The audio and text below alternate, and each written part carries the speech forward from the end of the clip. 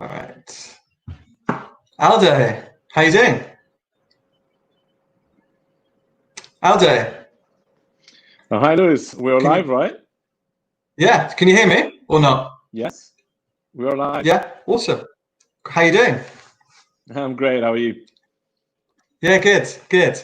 So today, we've been talking about this a lot, human skills, and often the biggest complaint we get is recruiters not communicating effectively, lack of feedback, all of that stuff. And it boils down to human skills. So we've invited Katrina Collier to come on the show to speak with us. She's the searchologist, talent acquisition superstar, author of the Robot Proof Recruiter, the Robot Proof Recruiter, which I haven't been able to read yet because she's been completely sold out on Amazon. And she's the founder of Disrupt HR. So let's patch in Katrina. How you doing? Hello, I'm very well. What do you mean I'm sold out? You sold out when I tried to order it. I was expecting a signed copy. You did that in the middle of COVID. It's available now. Amazon was being fussy. Oh dear. Otherwise, I'll just have to send you one to force you to read it. Please, that'd be awesome. That'd be awesome. How's your lockdown going? Well, other than my hair, it's not too bad. I've actually been working from home for 10.5 years, so really that side wasn't that much of an adjustment. Yeah. Watching the income disappear, and then actually my income kind of went twice because I lost a lot of money from events first, and then it was all, oh well, it'll be later in the year, and then it was no, actually it'll be. Do you in think there's going to be a 2021. bounce back, Katrina? And welcome to the show. Hello. Do you think it's going to be like a bounce back of events from September? No, well, no, because of social distancing. How can you run an event with people sitting 2 meters apart? It's just no. And then there's a reluctance for people to pay virtual. So it's like, anywho. So that was initially the problem, but actually it gave me a whole load of space to create the mastermind, to get my facilitation finally up properly and all sorts of stuff. So I've actually enjoyed the breathing space. What's the mastermind? Do I think there'll be a bounce back? The mastermind is certification for this, focusing on the human skills that we're going to talk about. It's like a monthly commitment, low investment, high impact. And the first pod launched on the 3rd of June, and they're blowing my mind because what I wanted was recruiters and HR from all over the place, like all different industries, all different locations. And I've got like Barbados and Bulgaria and Netherlands and Spain and like all come together. It's so, and this next one's launching on the 1st, and it's already and this filling is on up what? with a diverse mix. Is this on Zoom you're doing it, or how are you running it? Yeah, no, actually there's a brilliant mastermind technology that I'm using called Mastermind Better. So I've got Zoom incorporated in, but it helps with the keeping in touch. But I must admit, there's a bit of WhatsApp group going on as well, because nothing beats WhatsApp. I love a good WhatsApp. We've tried a bunch of different virtual presentations. So we just want to say the virtual presentations that you do, because you've done few out with, interacting with the people. We have discussed about this before. What are your challenges, the kind of challenges that you're facing at the moment? Do you mean delivering the presentations or being paid for the presentation? No, delivering the presentation without actually seeing the person right in front of you. See, I've got years and years and years of experience doing this. So this is what you have to do. So if you have one of those dreadful ones where it is literally a webinar and you're delivering to the wall, before you come on, jump up and down. And then flatten your hair if it's gone a bit. Unlike you guys, you'll be fine, but we women. Right, and then aim your energy to the ceiling and it will come out at this level. You've got to like over deliver to get it out at this level. It's extraordinary. I have lots of GIFs in my slides, lots of video running, so that as you change them, they're actually interesting to look at. No bullets, images, that. But to me, it's about energy. And it's the same if you decide to record any videos for training and stuff. Aim at the ceiling. But I'm really quite comfortable, which is quite surprising considering how old I'm getting. But I'm really discovering it as I get older.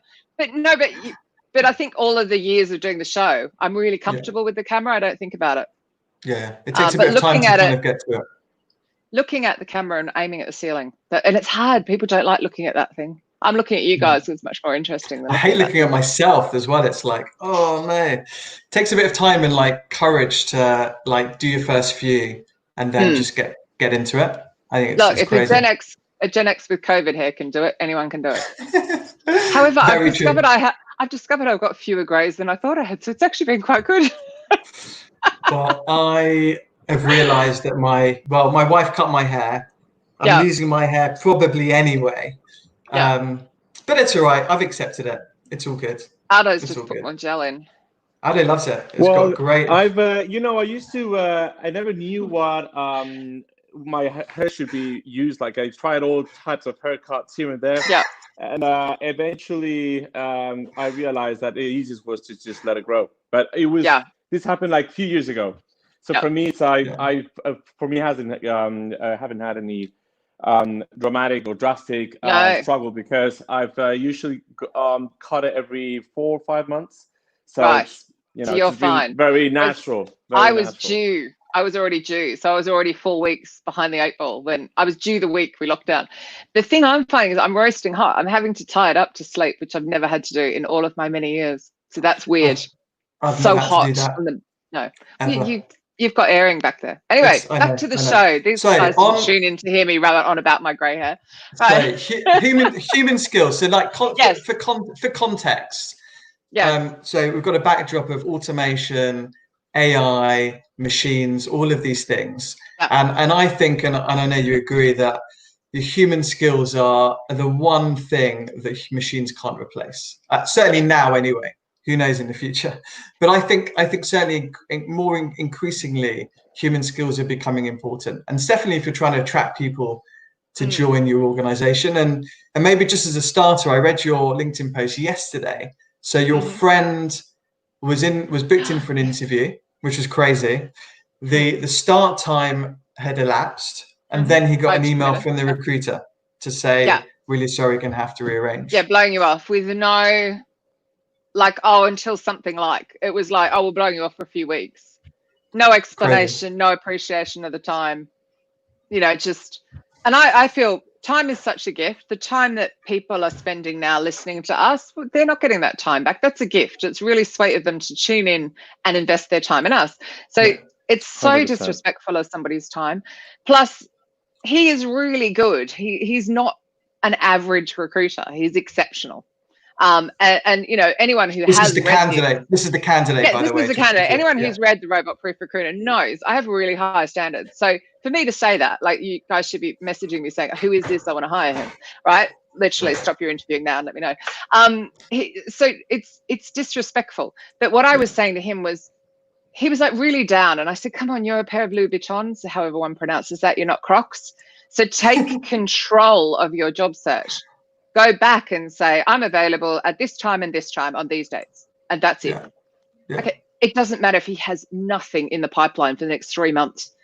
Lie. Like, go back and act like you're scarce. Because then people will give you respect. It's ridiculous. But people shouldn't have to play this game. No. I mean, the recruiters should be so, natural, right? Empathetic. You either like it or you don't. Yeah. Yeah. You just got to be kind to people, right? I mean, this friend of yours invested time to prepare for the interview, invested time researching the top half. You've got a nice shirt on, absolutely, got hair ready. But I don't know why, but people forget when they're hiring. I mean, everyone's a candidate at some point, right? But when you get a job and you're hiring, too many people forget what it's just.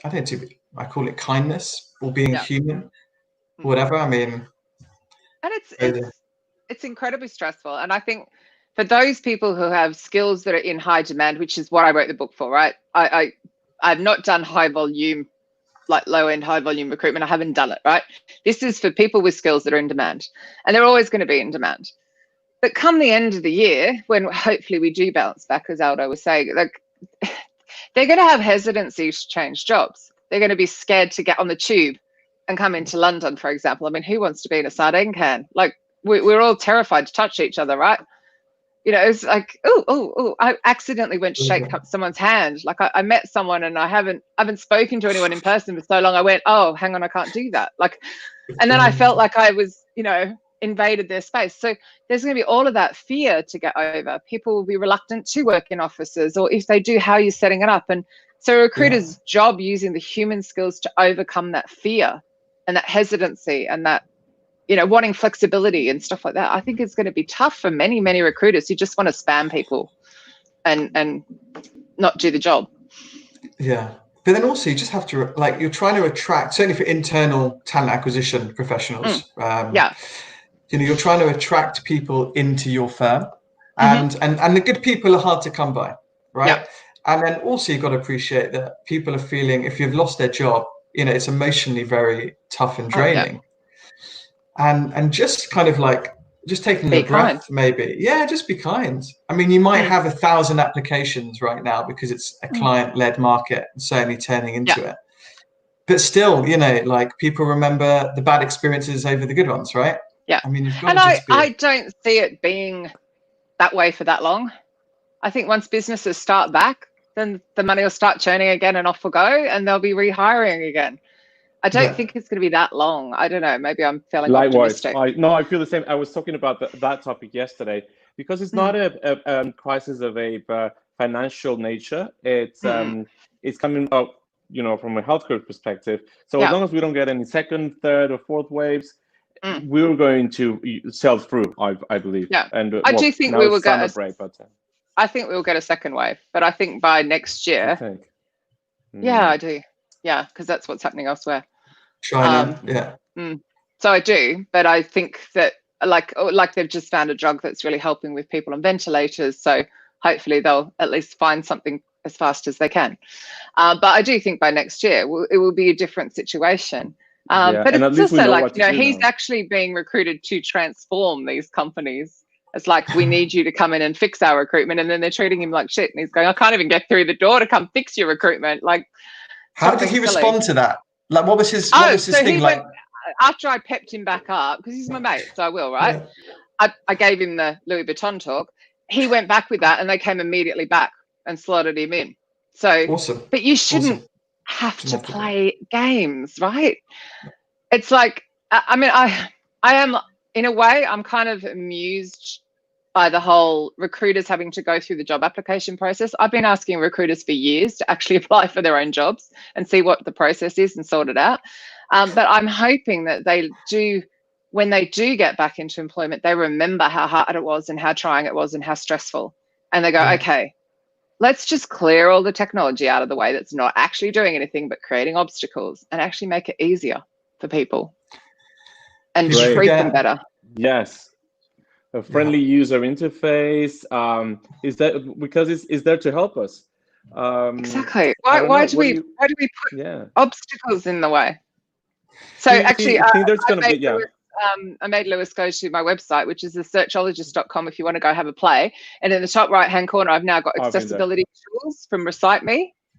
Yeah. And they're so cool, because then somebody who's got dyslexia or dyspraxia can actually change the colors, or it's really good for old people who have arms aren't long enough either. So you can actually make the text bigger and read it. It's really cool. Like, it's really, really cool. Go have a play. Or go to Recite Me directly. I love it. So it's just, I was like, I can't keep preaching about this accessibility. Now that's adding technology to remove a barrier. What we tend to do is go, okay, well, I'll make somebody have to check boxes about degrees they don't need, or I'll put in an autoresponder that's basically telling someone I've put their CV in the bin, and then I won't respond to people because I'll hide behind email. And even if you can message me on WhatsApp, I'm still going to ignore you, and blah, blah, blah. And on we go. There's a human behind that CV. There's a human. But you know what? Here in the UK, and I would say here in the UK, you still receive that message, not from everyone, but saying, thanks for your application. Unfortunately, you weren't successful. All the best. We'll keep you in our database. In other countries, you can say Germany, France, Italy is not likely to receive any of these messages at all. So at least I think there's a lot of room for improvement, but there's still a lot to hear. But at least we're a bit more developed, farther ahead compared to the other European countries. Other European countries. in my book. It's like towards the end. Although I think we're are we still classified as a European country now? I'm not sure. I think we might have. No, we're not going to talk about Brexit. Okay, no. There is we may well be, Aldo, but there's a tool, I think it's Convey IQ that I mentioned in here, which is really great. So most of us, look, we answer these, right? Oh, I'm not on screen, right? 99% response rate compared to an email, for example. So use it. So someone applies, send them a rich media text message with a GIF going, that is a great code, yeah. And here, here's some job search tips, or here, go and look behind the scenes of our company. Like, you know, here's, I've forgotten your name of your website, your company, Bentley Lewis. Yes. All right. Here's our Instagram. Go have a look behind the scenes and see what we're all about. Yeah. And it's like, give people something so that they feel valued immediately. Yeah. And then here are my contact details. I guarantee you I'm going to lose your application. And then, who's written this? We're out of the EU. Damn it. We are out of the EU. Sorry. Robert, stop it. I don't want to think about it. But make people feel like they can chase you as well, because I want to talk to the people that chase. I want to talk to the people that didn't just spam 100 applications, who actually did apply. I lost their application. They went, oh my God, Katrina, hello, I've got the skills. Like, hello. They're the ones. Give them that ability to chase you. I think I love the SMS stuff. I'm not going to come back. Also, WhatsApp is great as well, doing a load of WhatsApp. But the problem I found, and a lot of recruiters have been saying, so LinkedIn have this function of auto apply, right? You can basically, as a candidate, apply to anything, whether you're a fit for. So I think what you're finding is, you know, recruiters are getting inundated, let's say, right? I mean, if you have 1,000. So what's the kind of like, what would you think's like, I would call it maybe the candidate bill of rights, but what can someone reasonably expect as a good level of service if they've applied via LinkedIn or a jobs board, not had an interview, versus they've had a phone interview, they've had a face-to-face, you know? But this is how I always did it. There was an autoresponder that fully had my contact details on it, right? Because if someone chased me up, they're the ones I want to talk to. So it would be, the minimum was, thank you for your application. We are being deluged. I'm human. I'm likely to lose you in my inbox by mistake. Feel free to chase me up. If you think you've got the skills that match this role and you haven't heard from me, feel free to chase me up. Then if someone has telephone or in-person or video interviewed or whatever, oh my God, they get a telephone call feedback. Absolutely, because going back to the beginning of this chat, when we're talking about the time that people are giving us now, they're not getting back. It's a gift. This is it. Yeah. Right. Yeah. So it's to me that's how I play it. I took Mark Mansell gave me a great quote. He's an Australian head of talent, and he was saying, I will send an email. So Lewis, you interviewed. Would you like your feedback? Schedule a time in my diary. Because some people don't actually want the feedback. They know they're cocked up and they don't want to know. So, Robert, we talked about people with disabilities earlier, actually. Yeah. So do you want to just say that again? So you use Reshape on your website, so people are able to tailor. Yeah, so you can have it read out. So if you're deaf. That's amazing. Sorry, if you're blind. Obviously. Oh dear. Sorry, I've got a very elderly dog and it's really tough to get a full night's sleep. And I actually think, Lewis, you can relate. Yeah. So sometimes the words don't come out right. What I'd give to have 8 hours sleep. It must be like having a newborn. I'd love 8 hours sleep. Sleep would be lovely. So yeah, it does that and it changes colors and it goes, just go and play on my website. It's really good.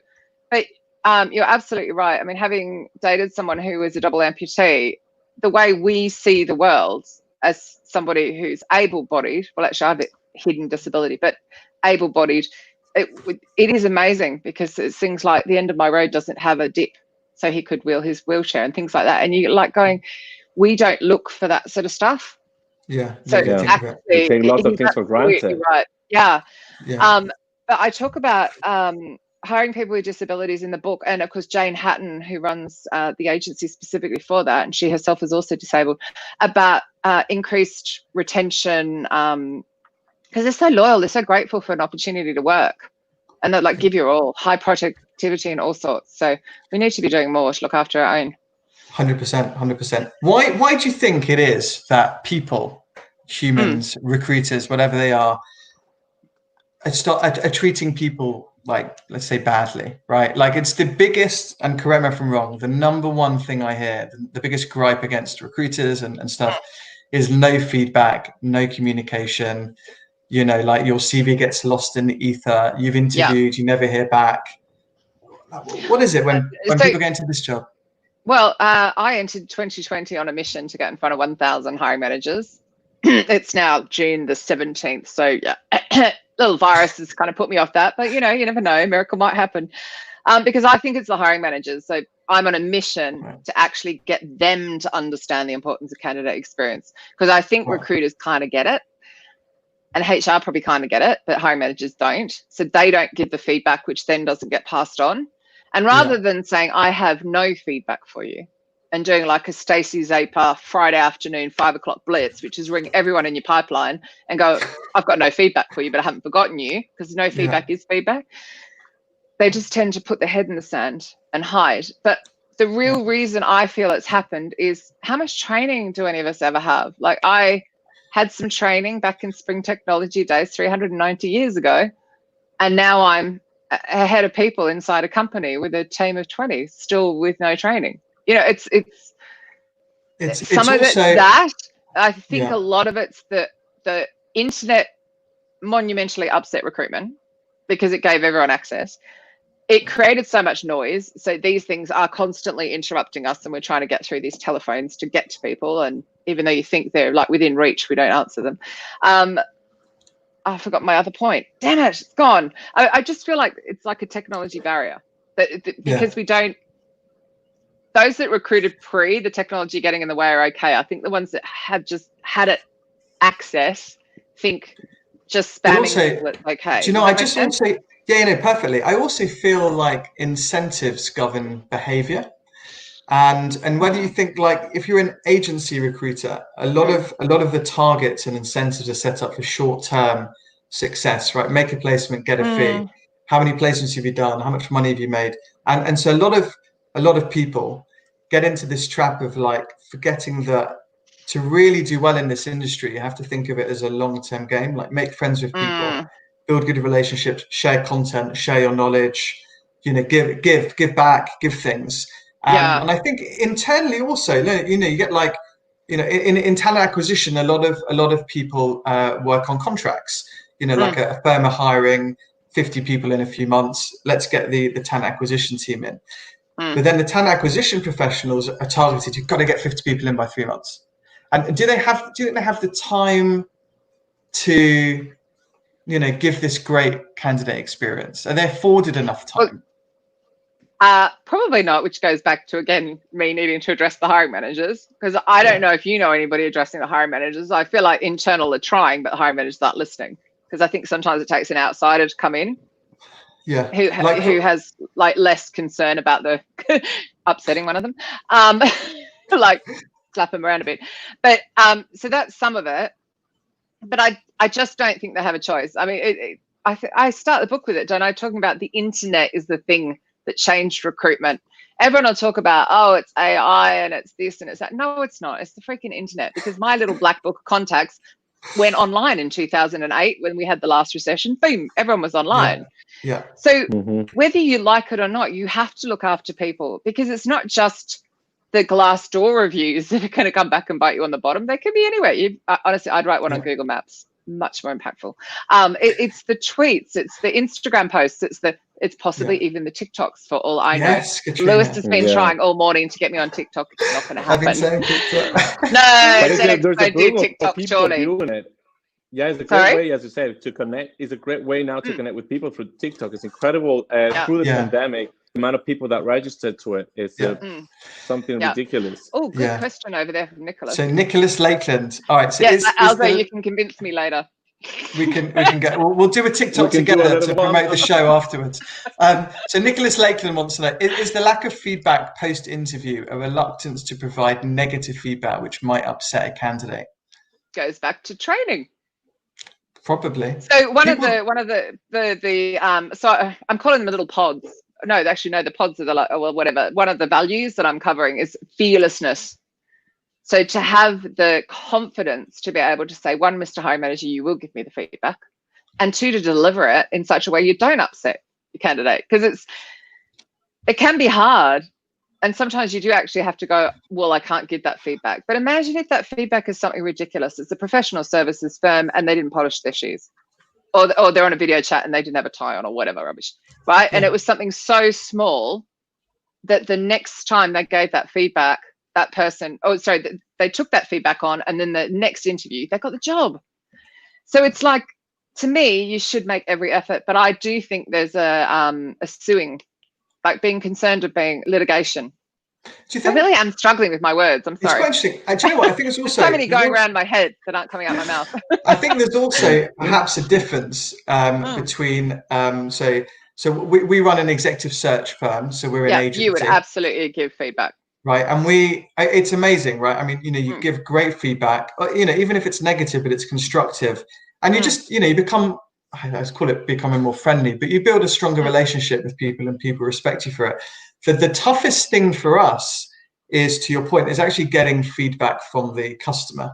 Yeah. So whether it's the internal recruiter or the line manager, depending on who we're working with, I don't know what it is. Maybe it's time. Maybe it's, they don't want to give negative feedback. Often, sometimes, maybe they don't really know why they chose one person over another. I think so, yes, potentially. And again, then that goes to internal training. So do they need to bring in my friend Sue Ingram and have some interview training and some, difficult conversation training, right? It's actually, she calls them generous conversations. But, it's like, maybe they need some help. But I'm like, that's why I want to kind of go in and shake them up and go, right, this is your reputation online. So I went into Fleet Corps, and their reputation online is shocking, and they are not like that at all. And we ran through the facilitation, and they're like, okay, now we get it. That's crazy. We need to give feedback. We need to make sure someone's on this. We need to make sure that we're showing actually all the great stuff about working here, because they just weren't showing it. And you could feel it. The second I went in, I was like, you guys are nothing like. What just happened above my head? I just got a thing. And a way to, I wanted to ask you, Katrina, what if you? How would you build a relation with a candidate, especially now that you cannot meet, you cannot build that like face-to-face interaction and bonding? There was a word I missed there. How would I work with the candidate? To build that relation with a candidate, yes. I'll build it. Yes. So just on a follow-up calls or video calls, do you think that eventually it's great for us? It's great to meet in person, have a coffee, have a drink, just to put a face to the name. What would you do in generally? I must admit, I'm much more of a phone person. I find these exhausting. And I think a lot of people find them exhausting, because when I'm on my phone, I can go out there and wander down the garden and, move around and not sit stuck. So I would probably be more inclined to use the phone unless they want to jump on a video chat. But you'd be stunned. Most people would be so happy just to talk on a normal phone. I do that. I think a lot of it just goes back to just being really honest and just being, this is me. So when you were talking about, like back in my days when I was working at Spring, I was working IT contract, and I would look after those guys. My God, if Spring ever didn't pay them, that accounts department hated me, because I would go off my head. Like I would take it personally that it was always an error, but it was like, hello, pay them. And I would go mental until they're paid, because I knew by keeping them happy that therefore they would renew, and they would, so some of them used to negotiate extensions and a rate increase and increase my bit. It was awesome. So because I looked after them. But it's that sort of a thing. And I think it was always being really honest and on their side and trying to help. I know we're meant to be a bit Switzerland, but it's like, but I think I do think so much of it goes back to that initial intake with the hiring manager, whether you're sitting on the agency side or you're sitting in-house. We need to get more commitment and more partnership. We need to be seen as a partner as well from the hiring managers, so that they know the commitment is, if you interview someone, you are giving feedback. Oh, you're not prepared to do that? Out of here. Or you're not prepared to give me the time up front and the requirement? Out of here. Like, it's not worth working 100%. Yeah. And then we'll stop mucking people around. But I think it's, I'm just not sure that anyone is actually taking the time to tell them that. Do you think it's improved? Do you think it's improved the last year or two, or have you not seen them like a marked improvement? With hiring managers? Yeah. You know what? Should be added in the contract. It's like 5% of what they do. Like recruitment's just a pain in the butt to them, right? Point in the contract when it says this is how we deliver our methodology, this is how we recruit. There should be added a bullet point saying the client must provide feedback of why not this person does that he or she does not like that candidate. Maybe that way they'll remember it. Like, oh, actually, this is something that we have to do, because they keep it that as an option. I think. So how many times when you download an app do you go, yeah, I've read the terms and conditions, and you haven't actually looked at them? I think it needs to be an actual conversation. Seriously, though. You'd send me your T's and C's, and I'd sign it off and send it back, and all I'd have looked at was what the rate is, because they're all crap like that. I would have it in a in-person conversation. I do hear what you're saying, Aldo, and I think it would be amazing. I think there will be sometimes they just, for legal reasons, won't be able to give feedback. Yeah, it's true. It is true. But I don't think people read them. That's the only concern I've got. I don't know if I read, but the thing is, I mean, when you're running, I think from my perspective, when you're running a business or a team, like the thing that makes a business successful is like money and great people. And you can have like, a decent you product. Put that around the wrong way. People and money, money and people, people and money. Yeah, great people and the money. Let's get people and money. But the thing is, my point is, you can have like, the best product in the world, but without spending time building a great team, it's not going to do as well as a decent product with amazing people. And I think it's worth the investment, right? Yeah, worth and I the think investment. It's quite hard as well, because so often products are built without actually input of the right people. So I found COVID-19 has been quite interesting for me, because it's allowed me to be a bit more vulnerable. So when I created the mastermind, which came from, okay, I've always wanted to do this, but now I have the time and no income, so I kind of need to create something. I actually found it was interesting, because I got a load of ladies signing up, which is awesome. Very happy to do that. But it was like, that's really curious. And so I actually went out and said, have I made a sexist product? Have I made something here that men are going, oh, I don't need that. This is for women. And actually got feedback and actually made sure it was actually for everybody.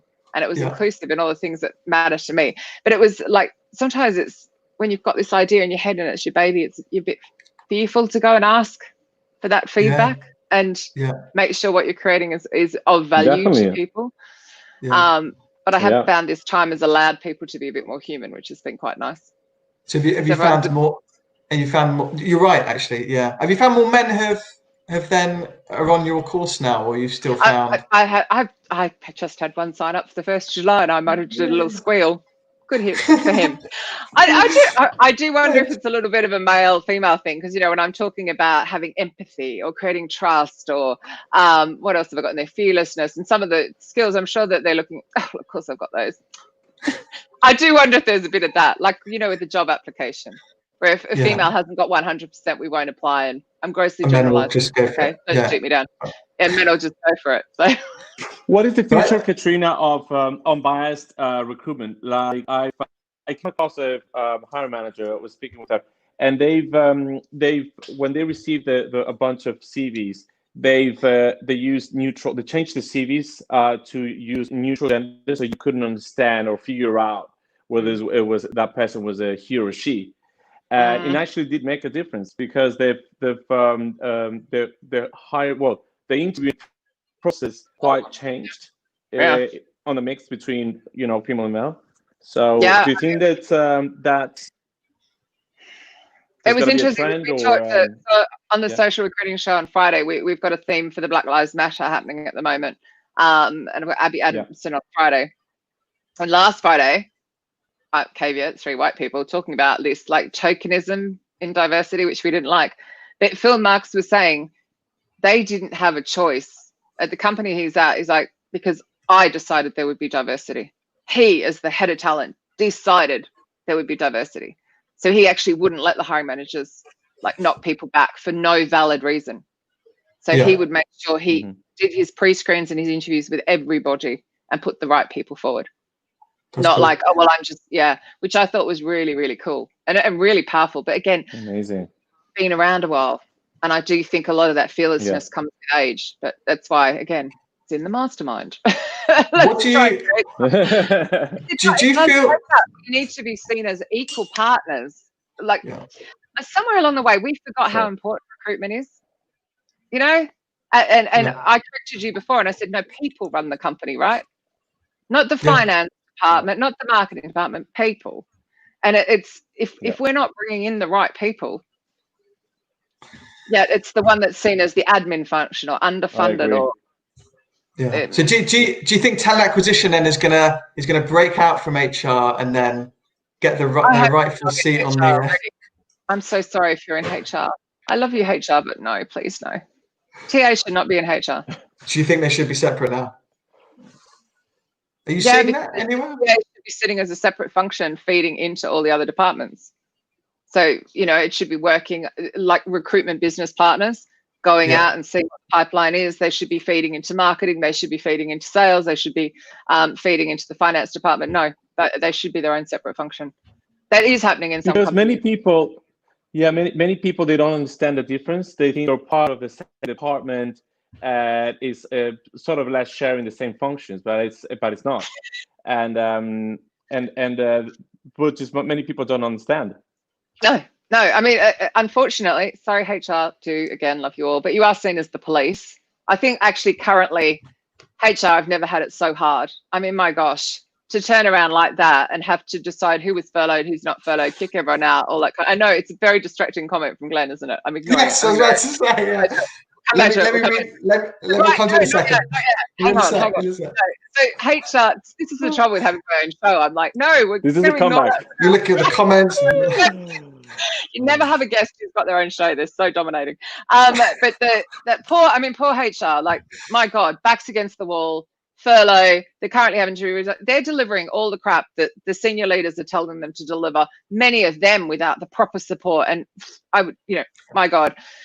But unfortunately, that's what they're seen as, the police department, that rather than what they actually are these days, which is again why I run Disrupt HR London when I'm allowed to run it again.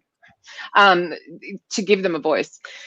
But what they do is so different to what talent acquisition does. And I think that's why it needs to be its own function. It needs to plug in on make sure we've got the salaries right and the bands are right and all this kind of stuff. But it also needs, and I think with your training and stuff, like there is no, I don't know, I think you and Glenn discussed it a while ago, but there's no formal training to work in the recruitment industry. No, it's crazy. There's no there's no regulation and there's no. Do you think if that starts, like if you have more training, recognized qualifications, it will be recognized more? And we will come to your comment, Glenn. Do we need formal qualifications? I guess it would help because there tend to be. I mean, one of the reasons I created the mastermind is you can get qualifications for sourcing. All right, so you can go do, social talent sourcing or source cons or whichever one, or any of my gorgeous friends who do training. So you can get that. Yeah. You can get marketing, employer branding, but there's nothing on the human bit. So you're right, there is nothing that covers all of it. Do I think it will make a difference? Do you know what? I think we need to start back further. People choose to go into HR. Nobody chooses to go into recruitment. I'm yet to meet one person who went at 15 years of age, I knew I was going to be a recruiter. Not that early. But you know what? I mean, well, you're rare. Not that early. The wonderful thing, again, it's probably a marketing thing. I mean, the wonderful thing about the recruitment industry is the people aspect. Yeah. I love speaking with people, connecting, making friends, all of that kind of stuff, which I think is great. And you don't realize that until you actually go in. By the way, the best recruiters have 2 ears and 1 mouth. Sorry, I've gone blurry. There I am. Yeah, I know. I just feast on that. It's just me who's been talking nonstop. But I think, wouldn't it be amazing if we started back and said, right, but you could be replaced by a robot. I do think that the recruiters who just spam, just go, oh, well, I'm going to run a 2 keyword search on LinkedIn and mass in more people. No, of course, I'm not sending lots of messages about my mastermind to every man and his dog at the moment. But, at least they're going to the right people. But that feeling of why have you sent me this? Those people that don't take the time, yes, they're going to be replaced. But those that amp up the human side and understand that empathy can't be replaced by a robot, compassion can't be, being kind, all those sorts of skills. Yeah. Can we answer Glenn's question? Because I'm worried about the time. Glenn, right? Yeah, because we're going over. We've got two questions. Does Katrina think that the recruitment industry has an inferiority complex? No, he said that recruitment. Does he mean the industry? Recruitment. I think maybe he means industry as a whole. Can you repeat the question? I didn't quite get the question. Let's go. Okay, let's go for our interpretation of it. So, does Katrina think that the recruitment industry, has recruitment, has an inferiority complex? Of what? He's typing human first like 300 times. I still don't know what he means. Like he's got a cotton socks. So I think I was talking about recruiters in the company at the time that he wrote that, and I don't think they have. I don't think recruiters have an inferiority. Those that particularly are good don't have an inferiority complex. I think they're not seen as adding value, which is crazy, because they bring in the people and the people make the company successful. I don't care how cliched it sounds. I don't care if it sounds like what's his name from Virgin. It's fundamentally people make the company, right? No, it wasn't him. It was Steve Jobs, wasn't it, that made the comment? But it's so. I feel people go through the really crap candidate experience that's being dished out at the moment. Okay, and recruiters are getting a first-hand treatment of that and are going, whoa, what? This has been going on for ages. I wrote a whole book about it. Like, so therefore we're not seen as adding value. And therefore inside a company, we're not seen as adding value. And this is a problem we need to sort. And it's very, very simple. I think you just put it in 2 words: be kind, be human. Be kind, be human. And also work on yourself. Like for me, it's the stuff that you're teaching, the human skills. Amazing. And I think for me, it's always about focusing on being an expert in my field.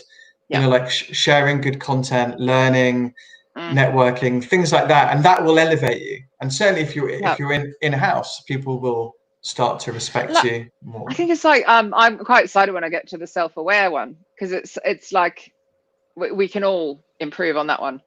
Understanding why you react to something. So understanding why you have that concern about delivering that feedback, or that why that hiring manager just said something and you're like sitting there wanting to cry, or whatever it is, like being curious about it. And I think the more curious you are about how you're reacting, then the better recruiter you're going to be, the more you're aware of how you're coming across. And I think there's a lot that we can do. I mean, I'm excited to see what happens with the mastermind. It's the pod that are going through at the moment, I'm watching them already, and it's like 3 weeks in, and it's mind blowing. It's really cool. So what a beautiful place to end. Thank you so much. Thank you.